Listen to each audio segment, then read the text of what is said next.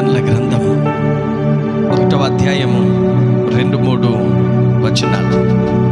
మొదటి సంకీర్తన 2-3 చరణాలను మనం చదువుకుందాం. యెహోవా ధర్మశాస్త్రమునందు ఆనందించుచు దివారాత్రములు దానిని ధ్యానించువాడు ధన్యుడు. అతడు నీటి కాలువల యోరను నాటబడినదై ఆకువాడక తన కాలమందు ఫలమిచ్చు చెట్టు వలె ఉండును. అతడు చేయునదంతయు సఫలమగును.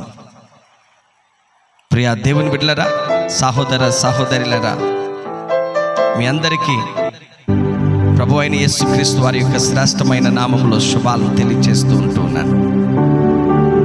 సర్వసాధారణంగా నేను పరిచర్య నిమిత్తమై ఆయా పట్టణాలు వెళుతూ ఉంటున్నప్పుడు, ఆయా నగరాలకు వెళుతూ ఉంటున్నప్పుడు, పరిచర్య అయిన తర్వాత ఒకరోజు ఆ పట్టణ ఆ నగరాలలో ఉన్నటువంటి ఆ విశిష్టతను, కొంచెం ఆ టూరిజం ప్లేసెస్ని చూడడం కూడా జరుగుతూ ఉంది. అలా ప్రతి పట్టణానికి వెళ్ళినప్పుడు ఒకరోజు నేను దాని వాతావరణం, ఆ పర్యావరణం అంతా చూడడానికి ఇష్టపడుతూ ఉంటాను. ఒక రోజున జూకి వెళ్ళాను. ఆ జూలో సఫారీలో అలా అడవిలో వెళ్తూ ఉన్నాను. ఆ వెళ్తూ ఉంటున్నప్పుడు రకరకాల జంతువులు, రకరకాల ఈ పశువులు, ఇటు శాకాహారం అటు మాంసాహారం, సాధారణమైనటువంటి పశువులు, క్రూర మృగాలు, కటక మృగాలు, ఇలాంటివన్నిటిని, ఆ పెద్ద పెద్ద ఏనుగులు, వీటన్నిటిని చూస్తూ ముందుకు వెళ్తూ ఉంటున్నాను. అలాగా ఒక్కొక్క వింగుకు, ఒక్కొక్క స్థలములో, ఒక్కొక్క చోట కొలనులు, చెరువు లాంటివి చూశాను. అక్కడ అవన్నీ చక్కగా ఆ చెరువు ప్రక్కనే పండుకొని, కొన్ని నిలబడి, కొన్ని ఆ చెట్ల క్రింద నెమరు వేసేవి, కొన్ని ఇలాగా ఇటు పశువులు లాంటివి ఉండడం, అటు క్రూర మృగాలు అవన్నీ వాటి వింగిలో అవి ఉండడం. ఆ స్థలాలను చూసినప్పుడు నాకు చాలా సంతోషం అనిపించింది. ఈ వాక్యము నా మదిలో మెదిలింది. అక్కడ అవన్నీ చాలా పుష్టిగా, కడుపు నిండుగా నీళ్లు తాగి, చాలా పుష్టిగా, కొన్ని సేద తీరడం, ప్రశాంతంగా చల్లటి వాతావరణంలో, చుట్టూ అడవిలో ఉన్నటువంటి మొక్కలన్నీ, చెట్లన్నీ ఎలా ఉంటాయో మనకు తెలుసు. కానీ ఈ కొలను దగ్గర మాత్రం పచ్చటి చెట్లు, విస్తృతంగా ఆ బ్రాంచెస్, కొమ్మలు వేసినటువంటి అనుభవాలు, వాటన్నిటిలో ఆ చెట్ల క్రింద ఇవన్నీ సేద తీరడం, ఈ వాతావరణం, ఈ వాక్యం, దాన్ని చూసినప్పుడు ఈ వాక్యం నాకు జ్ఞాపకం వచ్చింది. ఈరోజున పరిశుద్ధ బైబిల్ గ్రంథం అనేటువంటిది ప్రతి ఒక్కరికి నీటి ఓట లాంటిది. ఇది ఒక కొలను లాంటిది. అందుకని దీనిని పరిశుద్ధ గ్రంథం, జీవ గ్రంథం అని అన్నారు. చాలా మందిలో ఉన్నటువంటి అపోహ ఏంటినంటే బైబిల్ ఏదో క్రైస్తవుల పుస్తకం అని. నేనంటాను, ప్రియులరా, ఇది ప్రపంచ పుస్తకం. ఇది ప్రతి ఒక్కరికి కావలసినటువంటి పుస్తకం. ఇది జీవ గ్రంథం. ఇది చదవడం మన జీవితాలకు ఆశీర్వాదకరం, మన జీవితాలకు మేలుకరం. ఇది మానవ జాతికి అవసరమైనటువంటి మార్గదర్శి గ్రంథం. ఇది దీనికి జాతి, మత, ప్రాంత భేదం లేదు. ప్రతి ఒక్కరిని శ్రేష్టమైనటువంటి స్థితిలో ఉంచగలిగింది. ప్రతి ఒక్క జీవితాన్ని బాగుపరచగలిగినటువంటిది. ప్రతి ఒక్క కుటుంబాన్ని కట్టగలిగినటువంటిది. మానవ జీవితం ఏ రీతిగా ఉంటే ఫలభరితంగా ఉంటుందో చెప్పేటువంటి గ్రంథం పరిశుద్ధ బైబిల్ గ్రంథం. రోజున దేవుని వాక్యం ఏమంటుందో తెలుసా? మొదటి చరణాన్ని మనం చూస్తే గనక, దుష్టుల ఆలోచన చొప్పున నడువక. పిల్లలు గమనించండి, ఈ రోజున ప్రతి ఒక్కరికి ఎవరో ఒకరు ఆలోచన చెప్పేవారు ఉంటారు. ఆలోచన తీసుకోకుండా ఈ రోజున ఏ పని ఎవరు చేయరు. గొప్ప గొప్ప వాళ్ళకు సలహాదారులు ఉంటారు, ప్రాంతానికి పెద్దలు ఉంటారు, కుటుంబానికి యజమానుడు ఉంటాడు, యవనస్తులకు స్నేహితులు ఉంటారు. ఇలా ప్రతి ఒక్కరూ ఏవేవో విషయాల్లో ఎవరో ఒకరి ఆలోచన తీసుకుని ఉంటుంటారు. ఈ రోజున నేను మిమ్మల్ని ప్రశ్నిస్తున్నాను, నీకు ఆలోచన చెప్పేవారు ఎవరు? వారి మనస్తత్వం ఏంటి, వారి స్వభావం ఏంటి, వారి ఆలోచన ఏంటి. ఈ రోజున దుష్టుల ఆలోచనలు ఎక్కువైపోతూ ఉంటున్నాయి. దుష్టుల ఆలోచన చొప్పున నడుస్తూ ఉంటున్నది లోకం. లోకం ఎవరి ఆలోచనలో నడుస్తుంది అంటే దుష్టుల ఆలోచనలో నడుస్తూ ఉంది. సామాన్యుడు మొదలుకొని సామంతుని వరకు గొప్ప గొప్ప వ్యక్తులందరూ నడిచేటువంటి నడవడికలు దుష్ట ఆలోచనలోనే నడుస్తూ ఉన్నారు. ఈ దుష్ట ఆలోచనలు ఎక్కడి వరకు తీసుకుని వెళ్తూ ఉంటున్నాయి అని అంటే హత్యలు, నేరాలు, ఘోరాల వరకు తీసుకుని వెళ్తూ ఉంటున్నాయి. ఎక్కడికక్కడే కూర్చొని దుష్ట ఆలోచనలు,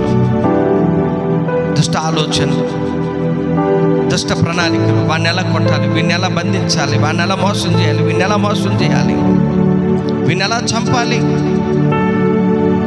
ఇటీవల కాలంలో మనం చూసాం ఒక హత్య. 3 నెలల నుంచి వాళ్ళు ప్లాన్లు వేసుకుంటున్నారంట. గమనించండి, దుష్ట ఆలోచనలు ఎవరికి మంచివి కాదు. ఏదో ఒక రోజున దొరికిపోతావు. నీ జీవితం అగమ్యగోచరం అయిపోతూ ఉంటుంది. ఈ రోజున రకరకాల ఆలోచనల మధ్య నువ్వు జీవిస్తూ ఉంటున్నావు. రకరకాల ఆలోచన పరుల మధ్య నువ్వు ఉంటున్నావు. దుష్టులతో ఆలోచన అనేటువంటిది చేయొద్దు. ఈ రోజున చక్కటి కాపురాలు పాడు చేసేసుకుంటున్నారండి. ఎవడో ఏదో చెప్పాడని భార్య మీద అనుమానం, ఎవరో ఏదో చెప్పారని భర్త మీద అనుమానం. వాళ్ళ గురించి ఆలోచన చేస్తూ ఆలోచనని తీసుకొని పండంటి కాపురాన్ని పాడు చేసుకుంటున్నారు. చక్కటి సంసారాలను పాడు చేసుకుంటున్నారు. ఎవరో ఏదో ఆలోచన చెప్పారని, ఏదో ఎర చూపించారని సంసారాలను పాడు చేసుకుంటున్నారు. భర్తను మోసం చేస్తూ ఉన్నారు, భార్యలను మోసం చేస్తూ ఉంటున్నారు, తల్లిదండ్రులను మోసం చేస్తున్నారు. ఇవన్నీ కారణం ఏంటంటే ఆలోచనలు. ఎవడో ఏదో సలహా ఇస్తాడు, వాడి వలలో పడిపోతారు. రోజున కుటుంబాలు విచ్ఛిన్నమైపోతుంటున్నాయి. దేవుని వాక్యం అంటుంది, దుష్టుల ఆలోచన చొప్పున నడువకమ్మా, దుష్టుల ఆలోచన చొప్పున నడువకు నాయనా. నీ కుటుంబానికి మంచిది కాదు తల్లి, నీ జీవితానికి మంచిది కాదు, నీ కాపురానికి మంచిది కాదు. మంచి ఆలోచన దేవుని వాక్యం ఇస్తుంది. దుష్టుల ఆలోచన మాని, వాళ్ళ ఆలోచన చొప్పున నడుడు మాని, పాపుల మార్గమున నిలవద్దు. ఈరోజు ప్రపంచం ఎటు వెళ్ళిపోతుందో తెలుసా అండి? పాపులతో జోడీ కట్టే వాళ్ళు ఎక్కువైపోయారు. ఎందుకంటే పాపములో రంగుల ప్రపంచం కనబడుతుంది, హంగుల వలయం కనబడుతుంది. అది హంగుల వలయం, రంగురంగుల ప్రపంచం పాపములోనే చూస్తాము. అడ్డుదారుల్లోనో, అడ్డుగోలుతనంలోనో, అక్రమముగా తిరగడంలోనో. గమనించండి, పాపపు మార్గం మనకు మంచిది కాదు. దేవుని వాక్యం ఏమంటుంది తెలుసా? నీ పాపం నిన్ను పట్టుకుని. పాపపు ఆలోచనలు, పాపపు పరిస్థితులు, పాపపు తలంపులన్నీ మనం మానేద్దాం. పాపుల మార్గాన్ని నిలవద్దు. ఏదో చెప్పారని, ఏదో అన్నారని, ఏవో రంగులు కనబడుతున్నాయని, ఏవో హంగులు కనబడుతున్నాయని వద్దండి. అవి మనలను పాడు చేసేవి. పాపం వలన ఎంతమంది జీవితాలు పాడైపోవడం చూశాను, ఎంతమంది కుటుంబాలు పాడైపోవడం చూశాను, ఎంతమంది బిడ్డల జీవితాలు నాశనం అయిపోతూ ఉంటున్నాయి పాపాల్లో పడిపోయి. దేవుని వాక్యం అంటుంది, పాపుల మార్గంలో నిలవద్దు. 3వది, అపహాసకులు కూర్చుండే చోటను కూర్చుండద్దు. అపహాసకులు కూర్చుండే చోటను కూర్చుండద్దు. ఈరోజు చాలామంది చాలా చోట్ల కూర్చుంటుంటారు. ఉద్యోగాలు చేసే వాళ్ళు ఒక చోట కూర్చుంటారు, వ్యాపారాలు చేసే వాళ్ళు ఒక చోట కూర్చుంటారు, కూలి పనులు చేసే వాళ్ళు ఒక చోట కూర్చుంటారు, ఇంటిలో ఉండేటువంటి ఇంటి పని చేసే వాళ్ళు కొంతమంది ఒక చోట కూర్చుంటారు, స్టూడెంట్స్ ఒక చోట కూర్చుంటారు, నాయకులు ఒక చోట కూర్చుంటారు. గమనించండి, మనం కూర్చున్నటువంటి స్థలాలలో మనం మాట్లాడుకుంటున్నటువంటి అంశాలు ఏంటి? వాళ్ళు అలాగా, వీళ్ళు ఇలాగా అని కదా, ఆవిడ ఎలాగంటే ఈవిడ ఎలాగంటేనే కదా, వాళ్ళ పిల్లలు అలాగంటే వీళ్ళ పిల్లలు ఎలాగంటేనే కదా. ముందు నీ సంగతి ఏదో నువ్వు ఆలోచన చేసుకో. నీ పిల్లల సంగతి, నీ భర్త సంగతి, నీ భార్య సంగతి, నీ కుటుంబం సంగతి, నీ ఇంటి సంగతి అదేదో ఆలోచన చేయకుండా వాళ్ళలాగా వీళ్ళలాగా మనకెందుకు? నీకెందుకయ్యా? నీకెందుకమ్మా? దయచేసి నేను మిమ్మల్ని ప్రోత్సహిస్తున్నాను. ఇలాగ ఎవడైతే మాట్లాడతాడో ఏమనుకోకండి, ఇలాగ ఏ మనిషి అయితే మాట్లాడుతుందో దయచేసి వాళ్ళ దగ్గర కూర్చోకండి. వాళ్ళ స్వభావాలు మంచివి కాదు. నేను ఎప్పుడు సంఘానికి చెప్తా ఉంటాను, నేను ఎప్పుడు సమాజానికి తెలియజేస్తాను. మీరు 10 మంది కూర్చుంటారు, 4 కూర్చుంటారు, 5 కూర్చుంటారు, కూర్చోండి. కూర్చోండి, నేను వద్దని నేను అనట్లేదు. మీరు కూర్చొని మీ విషయాలే మాట్లాడుకోండి. మీ దగ్గర లేని వ్యక్తుల కొరకు ఎందుకు మాట్లాడతారు? అలా మాట్లాడే వారిని నువ్వు ఎందుకు ప్రోత్సహించి మాట కలుపుతున్నావు? అవును, నేను విన్నాను, నేను చూశాను, నాకు చెప్పారు. ఏంటది? ఏం ప్రయోజనం? అది నీ కుటుంబానికి శాపం, నీ జీవితానికి నష్టం. దేవుని వాక్యం అంటుంది, అపహాసకులు కూర్చుండే చోటను కూర్చోకు. నువ్వు కూర్చోవలసింది, నిలవలసింది, నడవలసింది ఎక్కడో తెలుసా? యెహోవా ధర్మశాస్త్రమునందు ఆనందించుచు దేవారాత్రులు దీన్ని ధ్యానించగలిగితే నీ జీవితం బాగుంటుంది. ముసలమ్మ ముచ్చట్ల దగ్గర కూర్చొని పాపుల మార్గాన నిలబడి దుష్టుల ఆలోచనల చొప్పున వెళ్ళి ఈరోజు నా కుటుంబాలు ఫలించలేకపోతున్నాయి, ఎండిపోతున్నాయి, ఓడిపోతున్నాయి, వాడిపోతున్నాయి, నలిగిపోతున్నాయి, సంసారాలు శిథిలమైపోతూ ఉంటున్నాయి. ఒక వ్యక్తి జీవితం దీవించబడాలి, ఆశీర్వదించబడాలి అని అంటే నీటి ఓట దగ్గరకు రావాలి, నీటి కాలువ వారను నాటబడాలి. వాక్యం అనేటువంటి నీటి కాలువ వారను నువ్వు నాటబడాలి. వాక్యమును, సారమును నువ్వు సంపాదించుకోవాలి. దివారాత్రులు దీన్నందు మనం ఆనందించాలి. ఆయన వాక్యమునందు ఆనందిస్తూ వాక్యాన్ని చదువుతూ ఉంటున్నప్పుడు నీ జీవితం ఆకు వాడక తన కాలమందు ఫలం ఇచ్చేటువంటి చెట్టు వలె ఉంటుంది. నువ్వు అనేక మందికి ఫలం ఇచ్చే వ్యక్తివిగా ఉండాలి, అనేక మందికి దీవెనకరమైన వ్యక్తివిగా ఉండాలి, అనేక మందికి సహకారిగా ఉండాలి, అనేక మందికి ప్రయోజనకారిగా ఉండాలి.